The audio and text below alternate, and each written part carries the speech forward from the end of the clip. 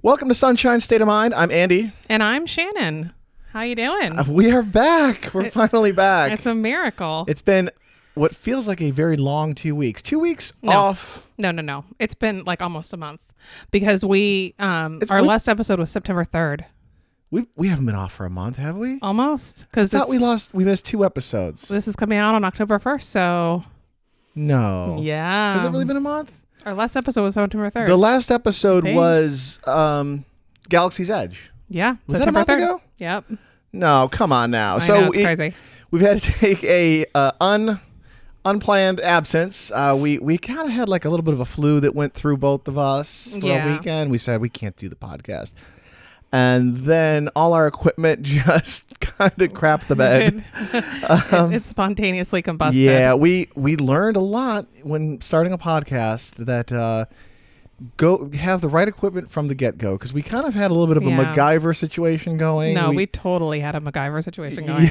Yes. Yeah, 100%. Like for a year and a half, we've had MacGyvered podcast setups. It worked for us, and it worked for most people. I mean, it worked. It was I don't think great. anybody knew there was a problem. But. Yeah, I mean, it was great. It was a great beginner setup, but now I feel like we're like official. Yeah, we've got a pretty legit setup now. A legit setup. We've got lighting. We've got new mics, a new mixer.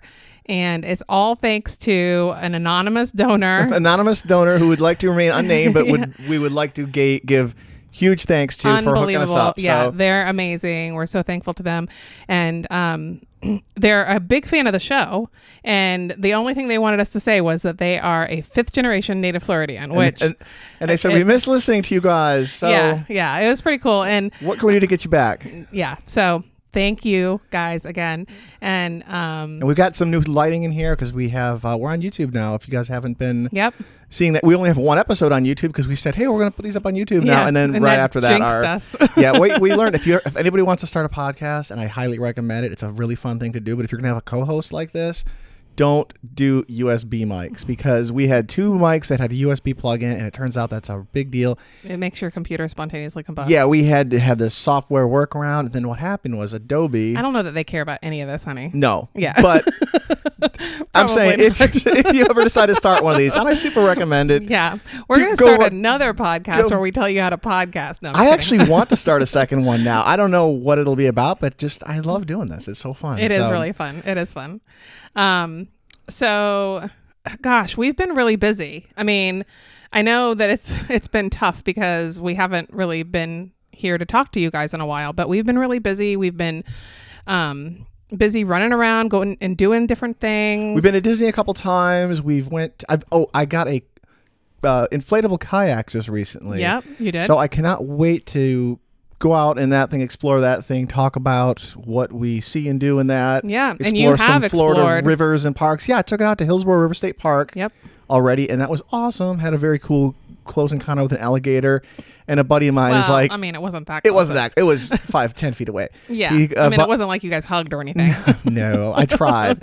My buddy of mine goes, an inflatable kayak with an alligator. How does that mix? I'm like, well, they don't really. Yeah, they're not like... They scurry away the second chomp. you see them. And it's a nice... I mean, I know there's some like kayak purists that are like, inflatables, you can't do that, but it works for me. It was like, a 10th of the price of a regular kayak. And I just throw it in the trunk and I flail it up in 5 minutes and it goes. It's made out of this really durable stuff. So I'm really stoked about that. I can't wait to take it out and explore some Florida rivers and do some Florida fishing. I got a buddy of mine already who's reached out and said, we've got to go fishing in that thing. And he's a kayak fisherman, so I can't wait to talk more about that on the show as that goes and share some pictures from that. So and the kids and I went to the Sunset Festival over in Clearwater a couple of weeks ago. Right. Sunset Festival is something they do every single night in Clearwater, and it's really fun. They have like a lot of folks that are doing like street performer kind of stuff. One of the girls that we were watching, she called herself a professional street performer, which I didn't know was a thing, but that's pretty cool. You get paid for it. I mean, did you put like a little hat out there to collect money? Yep. And she had paid, you're a pro. She had this like rig set up that it didn't look super safe, but it looked sort of like flea market Cirque du Soleil, I'll say. Yeah. Absolutely. Sort of slapped together. Yeah, 100%. So, but I mean, she seemed to feel safe. So I guess that's all that matters. I don't know. I remember we did an episode a while back called like Tourist Trap Alternatives. And one of them was, instead of going to Key West for the sunset, which is at Mallory Square, which is a very, very like world famous place to see the sunset. It said, don't go to Mallory Square, go to literally any Gulf Coast beach for the sunset. Yeah. And Clearwater is an awesome spot for that because they try to like do that thing, like that Key West it's a thing with the street performers and street art and all that, Yep. and a big festival every single night. I think the only night they don't do it is like Christmas Eve, I think. Oh, really? I think it's 364 days a year. They've got like vendors out there, selling necklaces with people's names written on a grain of rice. Grain of rice. That's the old classic. Various, bracelets and all kinds of different things and fire eaters. People eating, selling ice cream and fire eaters. And there was a guy in a dinosaur costume out on the beach. So it's definitely an eclectic group, but a fun night for sure. And it's like every single night, I guess, as long as it's not raining. So anywho, all good. So you got some news for us? Well, yeah, I wanted to talk about the couple of new roller coasters that have been announced, but that's a couple weeks old now. That's old news. Yeah. But if you haven't heard, we're getting a new roller coaster at Busch Gardens called Steel Gwazi 2.0. yeah. I don't like the name. So we've mentioned how Gwazi, the old wooden roller coaster that's been sitting there at Busch Gardens, unused for a couple of years, they're kind of building a new coaster on its bones, sort of using the base structure for it to build a new wooden hybrid coaster called Iron Gwazi. Yep. Did I say Steel Gwazi a second ago? Iron Gwazi. It's called Iron Gwazi. I don't remember what you said. And you might have said Steel Gwazi. This is a hybrid coaster. It's a wooden coaster, but has like the smoothness of a steel. It's super fun, and it's actually going to be the tallest and fastest hybrid coaster in North America. And like the steepest drop in the world for one of these. I think it has like a 91-degree first drop. So I know you're a big fan of dropping coasters. That could be a deal breaker. You've never even been on Falcon's Fury or anything, have you? No, but Falcon's Fury is not a roller coaster. That's just let's take you up and then drop and then just torture you and make you look at the ground. Which is really not that different from what Tower of Terror does too, but for some reason I like it there. And then SeaWorld announced a new coaster too. Yep. Called the Icebreaker, and this is sort of a backwards, forwards, reverse launch, 93-foot tall, dropping 93-foot tall spike, and it has a 100-degree drop. So that's like beyond 90 degrees. I can't wonder what that's going to look like. But do you have any pictures or anything that you I'll put them up. I'll put links to all the stuff in the show notes. Yep, like we do. And check out the YouTube channel too, because we'll probably slide a few of those in. Absolutely, on the webs on the video version of this podcast. So. Absolutely. And the Disney Skyliner finally just opened this week. Yeah. I know that the actual name of it is the Disney Skyliner, but I keep seeing people call it gondolas. It is a gondola. A sky ride, all these different names, but the actual name is Skyliner, right? Skyliner, the Disney Skyliner is the official name. It's like the new form of transportation that you can take around the parks. It goes between, I have a map of it right here. It'll take you, the only parks that it connects to are Epcot and Disney Hollywood Studios, but then it also goes to Disney's Riviera Resort, the Caribbean Beach Resort, Art of Animation, and Pop Century. It's totally free to ride, and I know I was reading some tweets and Instagrams of people that went out and looked at it. And it's free to ride, but you do have to pay to park if you're going to one of the hotels. If you're at one of the hotels, So I hate that. They charge, used to always be free parking at Disney now. So is there any, I guess, you can go to the parks, but you have to pay there too unless you have a pass. If you've got a pass and you're already in the park, you can hop on it and go from Hollywood to one of the hotels. It's kind of the same thing as the monorail though, right? You can't ride the monorail's free to ride, but you can't ride it without parking your car there. Right. It's free to ride but once you're in. Yeah. Right, once you're in. So it's not really any different from any other Disney transportation. No, but it used to be parking was free. You could just walk up to at the hotel. Right, you could just walk up to the Polynesian and hop on. But then, people took advantage of it. I wonder who those people are. No idea. Not us. If you want to, when Disney went to free parking, there's probably do we share a little bit of the blame on that when they took away the free parking? Yeah, probably. That was our bad. We had a little hack, bit on us. a Disney hack there. Yeah. Have you seen this restaurant? This is also a little bit of the news here. I shared this on Facebook. I saw this. I kind of want to check this place out. It's down in Boca Raton, which kind of a weird city for this, right? I think. Yeah. This seems like either a Miami or an Orlando thing. Yeah, I agree. It's called Rex Barron. It's a post-apocalyptic restaurant. That's the theme, and you cook your own food.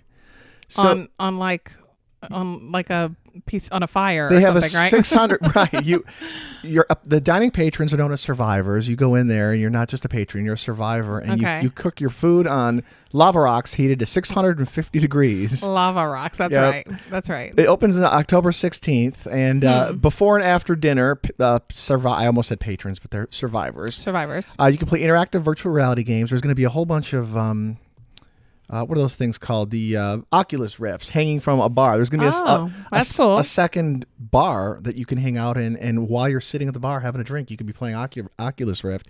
It's about $2 to $3 a minute. That's a little bit steep. That can add up in a hurry. Oh, heck yeah. Because, 10 minutes is $30. Right. Just like that. So wow. Yeah, that's a lot. And because it's going to be like a dystopian. I said it's Mad Max meets the melting pot, because you go and you make your own food. That's so funny. In like a post-apocalyptic environment. That makes me think there's going to be chocolate fondue, though. And there's probably not. What would it be? Chocolate? Is there going to be chocolate after the apocalypse? It's chocolate-covered grasshoppers. I guess that's a thing that people would be eating. Yeah. Insects We've had and that bugs. before. We've had chocolate-covered grasshoppers. In fact, you ate some that you didn't know what you were eating. I when ate you a chocolate cricket once on a chocolate mint cricket. Yeah, and you said, is that a Crunch bar? I didn't know what it was. Well, okay, you guys said, we blindfolded him. Close your eyes, open your mouth and close your eyes like a big surprise. And I'm like, that's food. I eat it. I'm chewing this thing, and it was like a chocolate mint, and it had the texture of like a chocolate-covered Rice Krispie treat. Right. And you're like, yeah, that's a chocolate-covered grasshopper. Yeah. Oh, I mean, I ate it too. It's not like I did anything to you that I wouldn't do to myself. That was at Universal Studios, right? I think they sell them there. Maybe. In the little, I think that little gift shop in the San Francisco section sells them. Well, and they've got the popsicles and the scorpions with scorpions and in them. Yep, right, absolutely. Right. Our kids have eaten one of those before. The scorpion one? They did once. They got to the scorpion. They took like a bite of one of the claws and said, it just tastes like nothing. Are you sure? I can't see our kids doing that. They insisted they did. They told me this, and I was like, are you sure? I don't remember this either. But they were like, yeah, we were there with it. Unless they're just... Sometimes, though, our kids have selective memory where they don't remember things they should remember, and they do remember things that did never happen. Maybe they dreamt it, and they thought, remember that cool time that I ate a scorpion? Yeah. And then sometimes like they'll think that they remember it because we've told a story so many times that they're like, yeah, I remember that. And it's like, no, you really don't, but you just think you do because we've told the story so many times. Yeah, but I did eat a grasshopper. You did eat a grasshopper. I witnessed it. If I didn't know what it was, it tasted like a chocolate-covered Rice Krispie treat. It was delicious. I have no problem. I don't know if I'd say delicious. I have no problem eating chocolate-covered grasshoppers in the apocalypse. It could be the protein of the future. It's not a problem for me. Once the apocalypse happens and we're down to something bugs and mealworms, at least there's chocolate to cover them in, right? I have a problem with things called worms, though. Yeah, there's like that bothers me. That word. That's a weird. It's a word. Yeah. It's a wormy weird. It's a wormy word. It is. It's a wormy word. So Boca Raton. They said because it's Boca Raton, though, it's not just going to be. Is it Boca Raton or Boca Raton? I think it's like tomato. Maybe it's like where you're from. Potato. It's like a local dialect. I thought it was Boca Raton. Raton. I think it is Raton, but there's no E at the end. I thought it was Raton, but maybe I'm wrong. Boca Raton, Boca Raton. I don't know. Well, good for them. I mean, maybe it'll be a nice little. I kind of want to check it out. Tourist attraction. It sounds like a fun place. There's going to be lamb lollipops, garlic aioli burgers. And I mean, garlic aioli burgers sound good, but lamb lollipops. All the food, it's a pre-made dish they bring out, and you cook it yourself. See, the thing is, I know there's going to be. It reminds me of that restaurant Dish. Do you remember that restaurant? Man. Yes, down in Ybor City. Yeah, we used to go there. I loved the concept behind it, but every single time we got sick to our stomachs. Every single time. There'd be a little bit of rumbling and tumbling happening. And it wasn't just you and me. It was every single person we knew. Yeah. You'd go there. It was you'd fill up your plate with this food, and you would bring it, and it was like a Mongolian barbecue. Yeah. And they cooked it in front of you on this big, giant like giant surface. round surface. But as I'm saying it out loud, maybe the reason everyone got sick all the time was because there was so much raw food being moved around. Maybe it wasn't being right? cooked all the way. I don't know. Excuse me. Anyway, they closed. So I just know there's going to be a certain amount of people who are going to complain that I got to go cook my own food, but that's like as long as you know that going in, right? Yeah, I don't think that's a problem. It sounds fun. I want to cook my food on a 650-degree lava rock. So what else you got? Any other news? So that's it. But we thought because this episode is going to go out on close to the October 1st. What's tomorrow? October 1st. Tomorrow's October 1st. Yay. So it's going out really close to October 1st. We're going to put these out on Tuesday now. We've been doing this Monday pretty much every week on a Monday, but Monday started getting hard because it is hard because we're very busy on the weekends. Yeah, we're busy on the weekends. We like to kind of do stuff, and this podcast has been great to give us an excuse and a reason to go out and do stuff. And we ran into this thing where way too often we'd be out and about, on a Sunday, and it was running into Sunday night, and we'd be crunching to getting this out. And we didn't like to do necessarily the podcast earlier in the week always because a lot of times we talk about what we did on the weekend, Exactly. So and the weekend wasn't over yet. Yeah. So this way we can, tell you about what we did over the weekend, and it gives us an extra day to get the episode out. So hopefully that works for everybody. I know that sometimes it's really nice to have something greeting you on Monday morning when you're facing the drive to work. We had a listener reach out and say, hey, it's a really great way to start the week. It's a great way to start the week. And I totally appreciate that. I really do. I have a few podcasters that I just really enjoy listening to on Monday morning. Makes your Monday morning a little bit easier to face, so to speak. A little less terrible when it's Monday. Yep. But yeah, it just didn't work out. But there's a part of me that likes the podcasts that are slightly unpredictable. I do like predictableness. I like to come out. I like predictableness. But every now and then it's like, oh, that guy, I like his podcast. It's out. There's a new one out this week. And it's like it's a little surprise. Yeah. Well, so a lot of people do it. A lot of people release their podcasts on Monday. So this kind of spreads the joy out. We'll release ours on Tuesday. And you still have all week long. Yeah.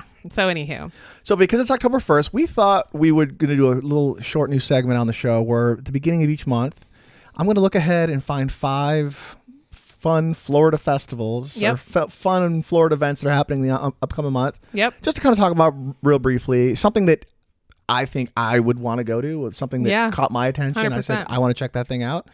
Can't guarantee we're going to go to them all because a lot of these it's a big state. Halloween themed? None of them are Halloween themed. I stayed away from Halloween intentionally because there's going to be plenty of Halloween to talk about in the future. There is. We'll probably do a Halloween episode coming up here pretty soon. Last October, we did a lot. We did almost all Halloween, which was great. We did a different Halloween episode every week for I think 4 weeks. We did the haunted house rundown, which we should probably do again. Yeah. We did a haunted road trip. Haunted road trip, scary places. We did haunted houses. We did a haunted mansion episode. And haunted mansion trivia. Yep. So absolutely. I'm just going to do this pretty quick. Okay, sounds good. Because these are 5 Florida events that I think sound pretty cool. There's one of them that might be kind of Halloweenish. Okay, go through them. Okay, the Roar Offshore. This is October 10th and 12th. This is the Offshore Power Racing Association's World Championship. And this is at Fort Myers Beach. Did you say power washing? Did I say power washing? Offshore powerboat racing. Oh. I probably did say power washing. No, maybe I don't know. Say the whole thing again. The Offshore Powerboat Racing Association. I don't know why I heard power wash. I do this thing sometimes. I probably have something. It may have been me. It may not have been you that time. Maybe it was me. But I have this thing that's like broken in my brain where I will say a whole sentence and then one word will come out that's not. Yeah, it's not even remotely what the I right meant word. to say, but my brain heard it as that thing, and everyone's like, power washing? What are you talking about? You may not have said it. Maybe I just heard power washing. Offshore powerboat racing. But I'd be interested to know if other people have that same. Because I don't have that problem as much as you do. Like, you have that problem on a regular basis. Like, you just say a random wrong word. And it's not even closely related. I've got a broken brain. Yeah, it's not even closely related. No, it's related, kind of. Not really. Like, it'll be like something you saw. Like, if you saw a banana and you're talking about powerboat racing, you'll say power banana racing or something like that. You know? There's banana boats. Banana boats are a real thing. Yeah. You see them at Clearwater Beach. Yeah. Anyway. So the Offshore Powerboat Racing Association, this is their national championship race. It's October 10th through the 12th at Fort Myers Beach. It's called the Roar Offshore. This is like these crazy fast 180 mile per hour boats. It's like really dangerous. These things wipe out and crash. That's scary. They do this right around 4th of July in Sarasota too. And this is the fall one. So, cool. And then I love boat shows. October 30th through November 3rd is the Fort Lauderdale International Boat Show. This is the biggest boat show in the world. Oh, wow. That's cool. $4 billion worth of boats. That's a billion with a B. If you go to their website, there's like the most ridiculous looking super yacht that's like right on there. Yeah. So how much does that go for? Billion with a B, probably, which everything from super yachts down to your inflatable kayaks, which I already talked about earlier. So. All right. And Oktoberfest Tampa, that's October 11th through 13th. This is one of the biggest Oktoberfest events in the state. Yep. This is at Curtis Hickson Park, which is an awesome riverfront park down in downtown Tampa. There's going to be Carry the Wench. That sounds like a fun event. Wait, is that like carry like lift someone up? It's usually like you pick up like your wife. A girl's name, Carrie, and she is a wench. I guess it's a double entendre. How do you spell Carrie? That's not a nice thing to say to Carrie. C-A-R-R-Y or I-E? C-A-R-R-Y. Oh, okay. So Carrie the Wench will be there. She's going to be signing autographs. I didn't know if it was like, Carrie Underwood or... Carrie the Wench. That's the Carrie Underwood cover band. She does nothing for Halloween, She does... Right.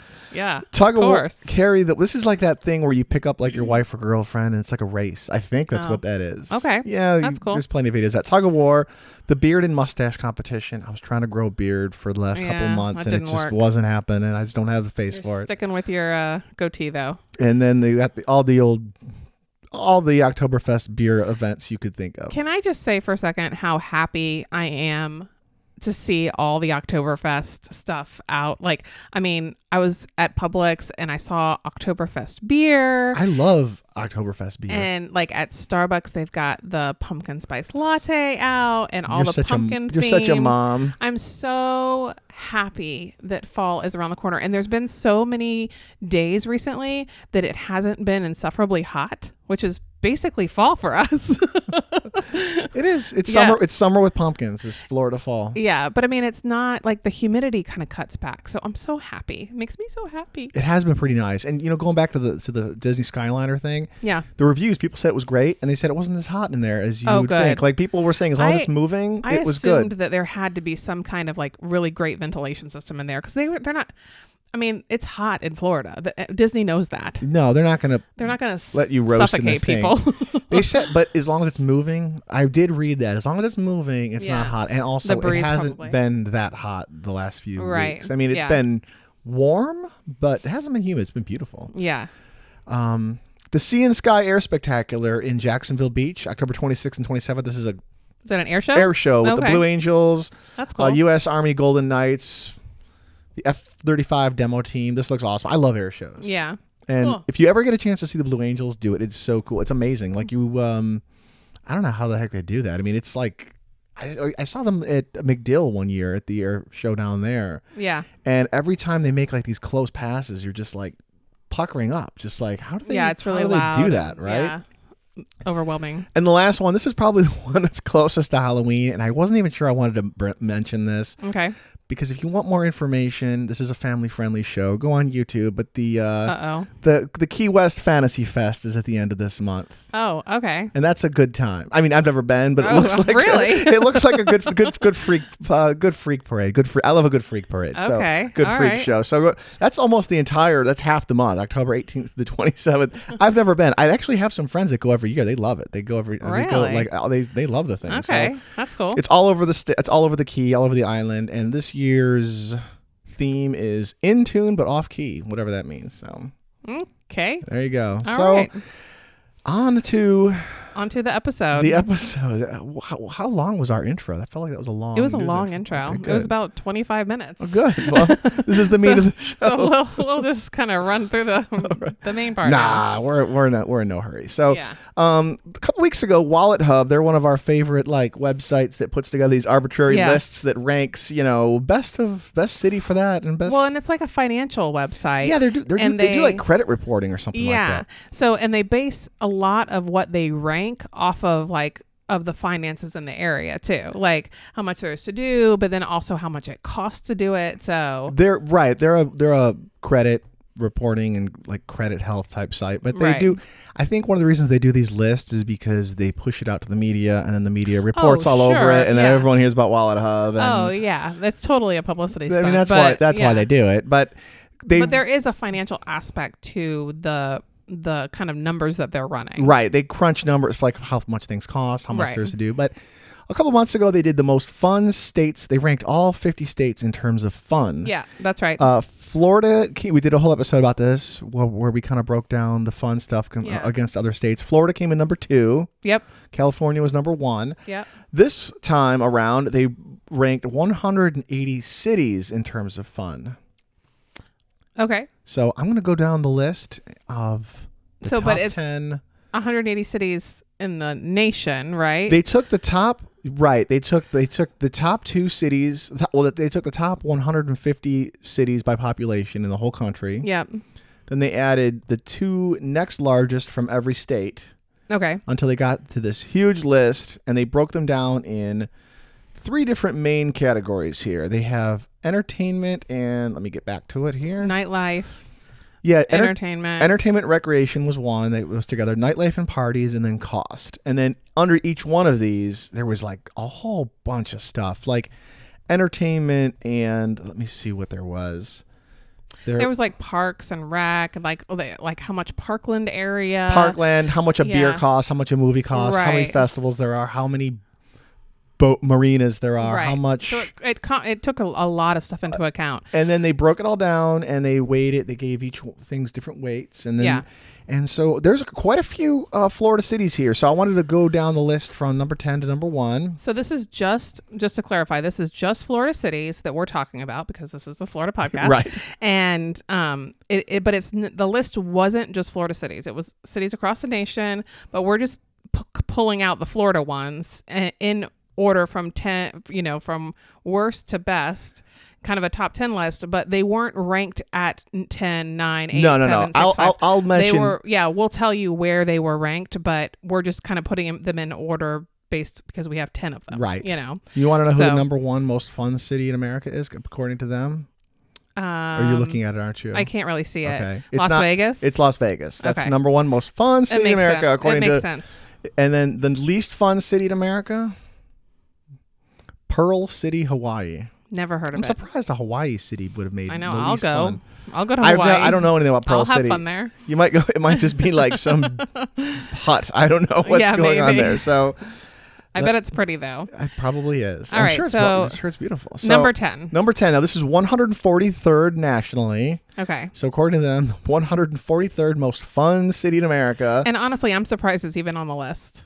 Well, because they went by population. Yeah. It's one of the 150 largest cities in America. Yeah. Port St Lucie.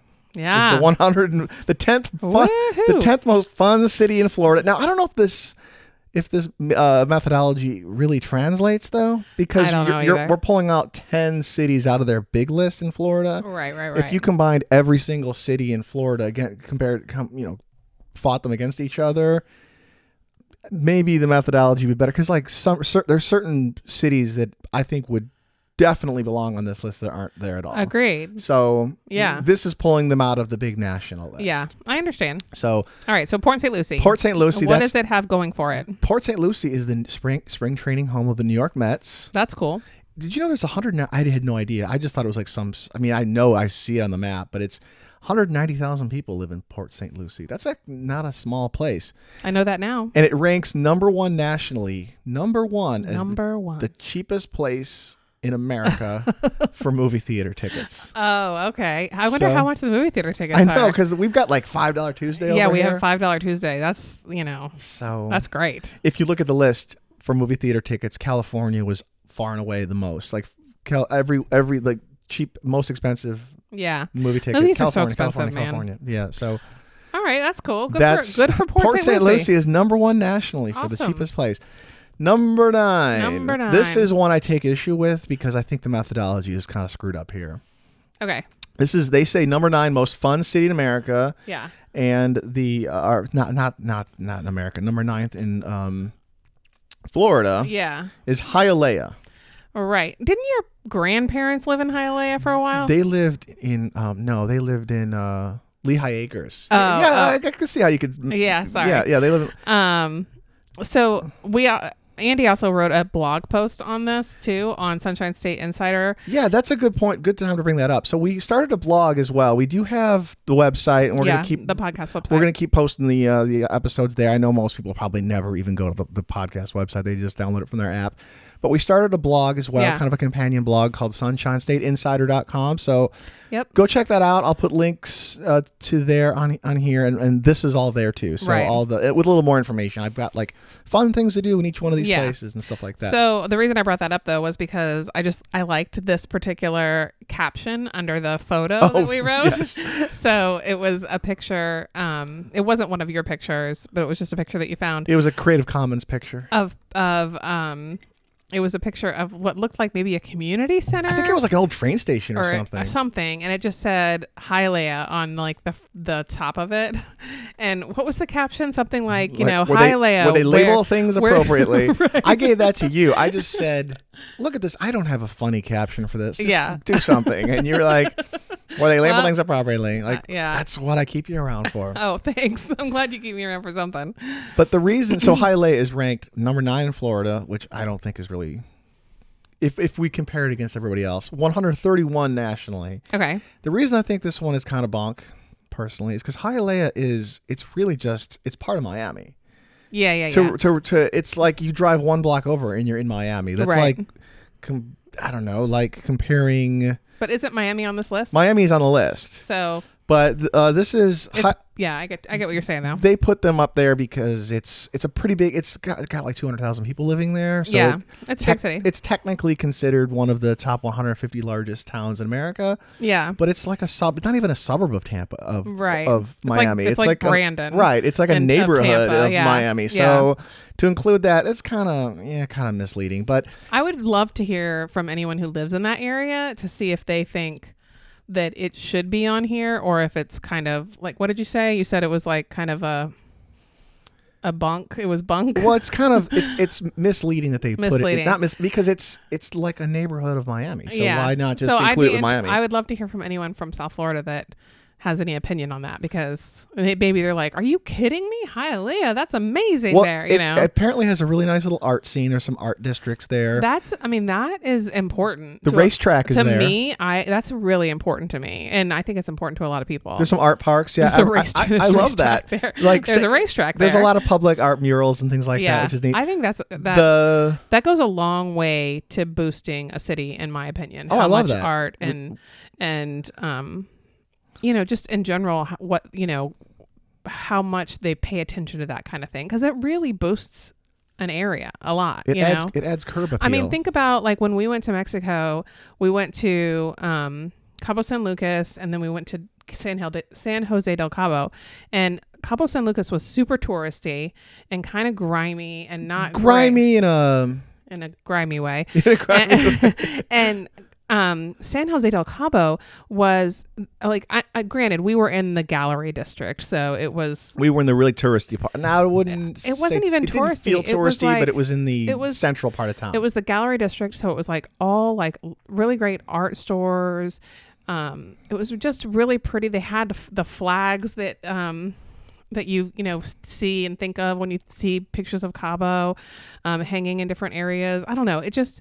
It really felt like a nice place to visit. I was really happy to be there. You didn't get the hard sell every time you walked into a store. And that was a big difference, was everyone who you walk into a store and people are like, hey, come on in, take your time, no pressure, have a look around. And then they didn't even try to sell you anything. In Cabo San Lucas, you're walking around and you couldn't walk 5 feet without someone trying to sell you something. Like shoving stuff in your face and stuff. It's crazy. So, it's kind of funny. I kind of liked it in a little bit of a way, but it's different. It's like a little bit of an adrenaline rush to walk through there. But that kind of artsy kind of stuff, I think, adds a lot to a town. So if Hialeah has a lot of that kind of stuff, maybe it should be on here. We've never been there. Maybe we need to go. I think I've probably been through it without realizing I drove through it. Does that I've been count? in the airport. Go to the airport. And as I said, the Hialeah racetrack is there. The pony track, the horsies. Okay.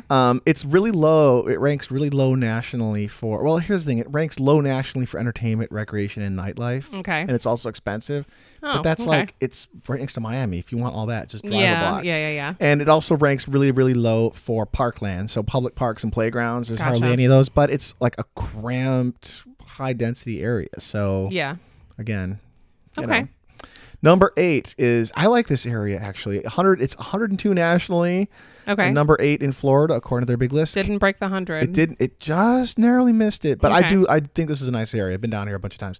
Cape Coral, Coral area. That is nice. And this is actually a really great spot for just beach type getaways, beach activities. You got Captiva Island is right there. Sanibel Island is right there. Yep.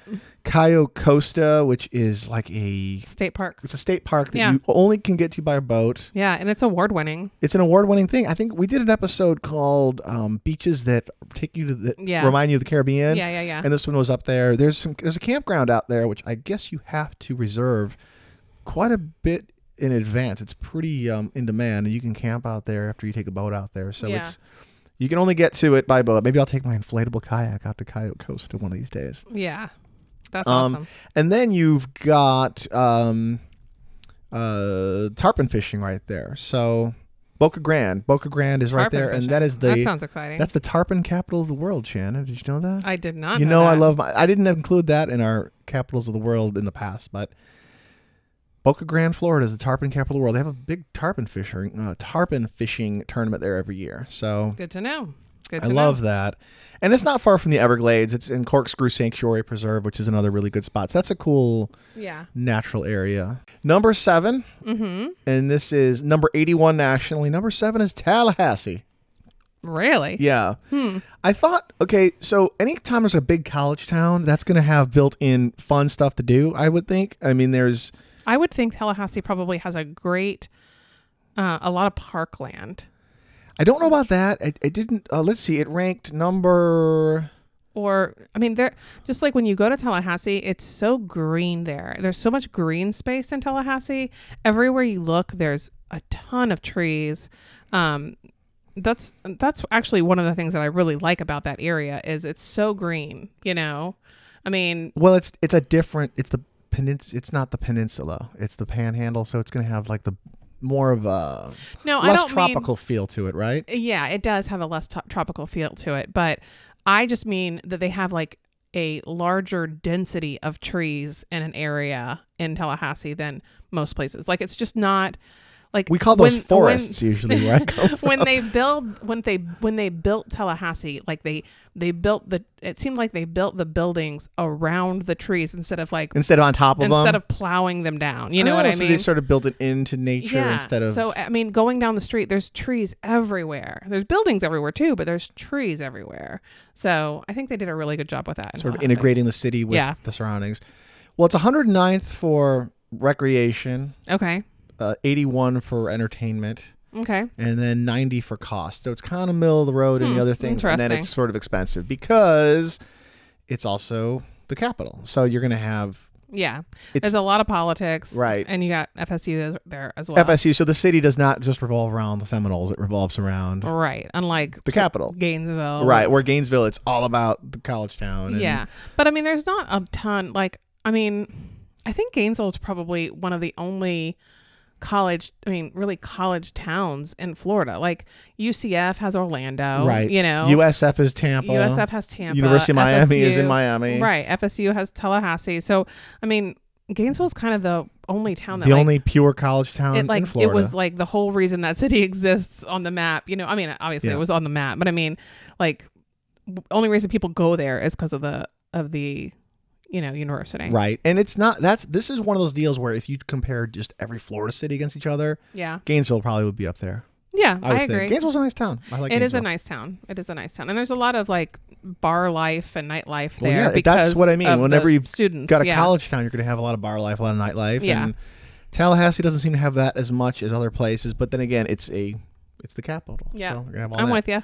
Number 6, this came in number 46 on the big list, so it did crack the top 50. Yay. But I think it should be higher because I really like St. Pete. Yes. St. Pete's number 6 I'm is a big one of the fan as well. The most fun cities in Florida. Yeah, downtown St. Pete is really cool. You just walk around. It's got like that funky vibe to it. It does. Tons of art, tons of murals. Murals, very cool artsy town. You got really the Dolly. Great galleries.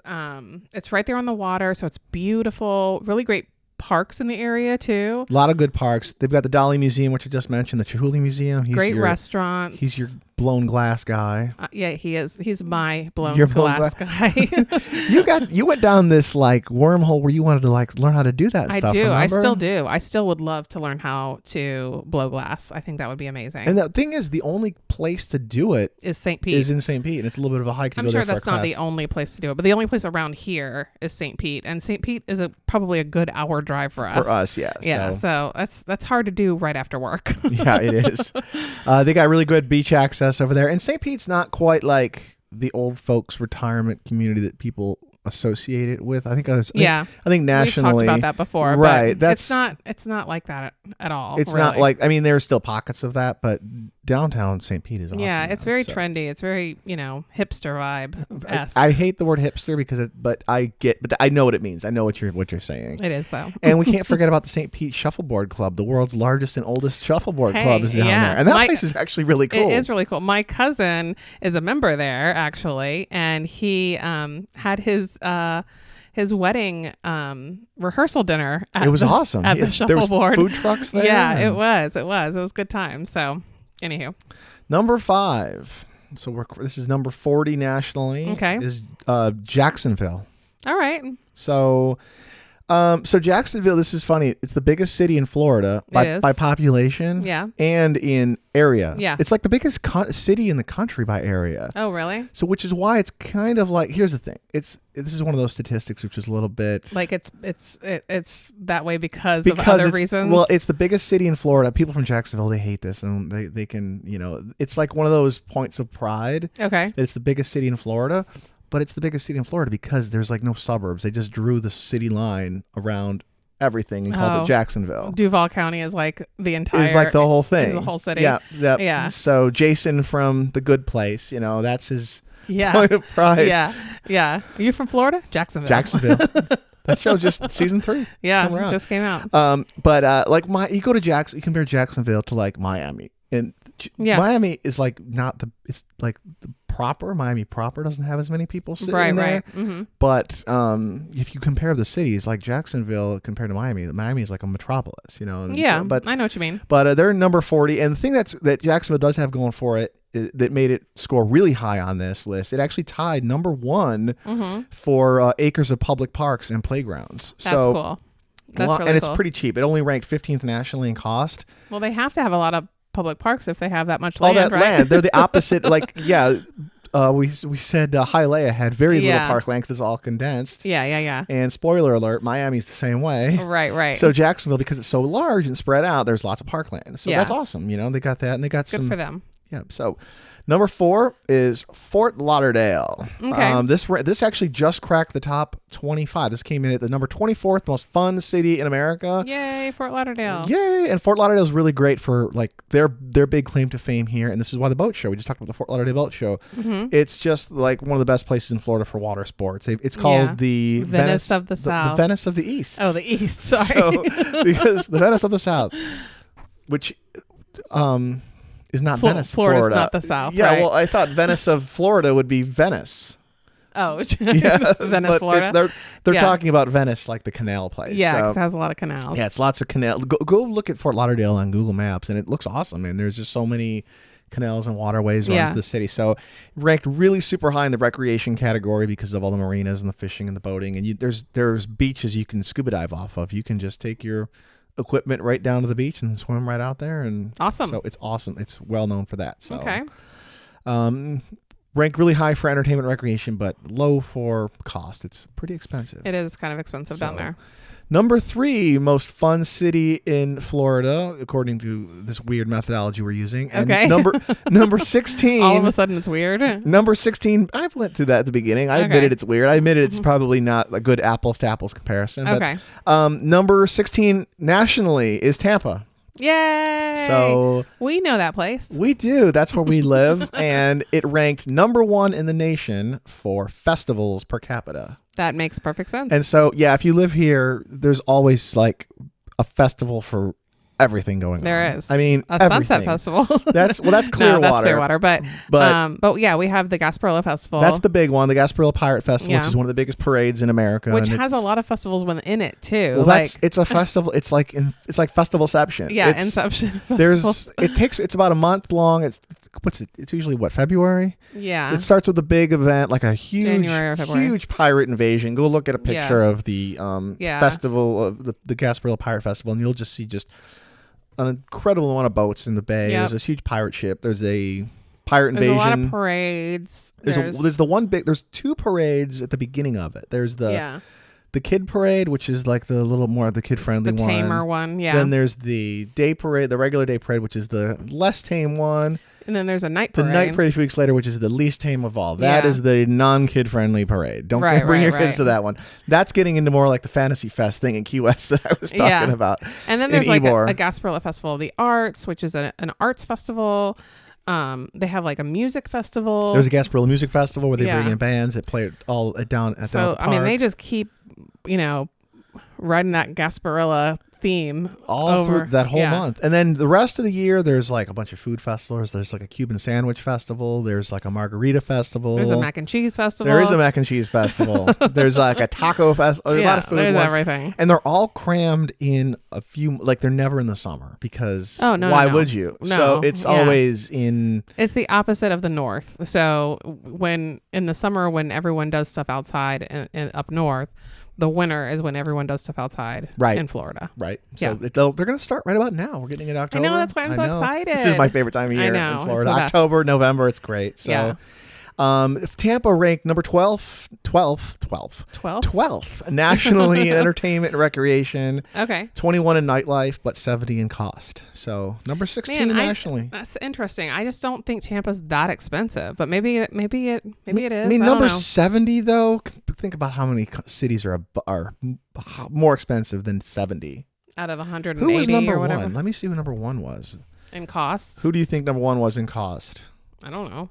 I'm gonna look at who do you think number one in nightlife and parties was Vegas, yeah. Number one in entertainment was it's obvious.